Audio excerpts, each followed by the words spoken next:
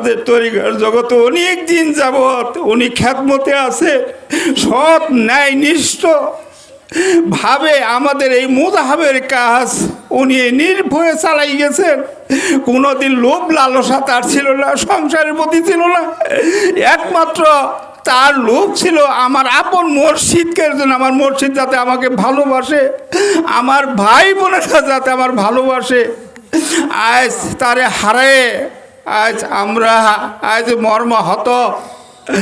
আজ আমাদের বলার কোনো কিছু নাই। আজ তাকে খালি হাতে আমরা শূন্য হাতে পাঠাই দিলাম। আপনারা চোখের পানি দিয়ে ওনার জন্য দোয়া করবেন যেন জান্নাতে ফেরদাউস ওনাকে নসিব করে। আর উনি চলাফেলার মাধ্যমে যদি মনে কষ্ট দিয়া থাকে কোনো ভাই বোনের, তাহলে আমরা নিজ গুণে ক্ষমা করবেন। আর উনি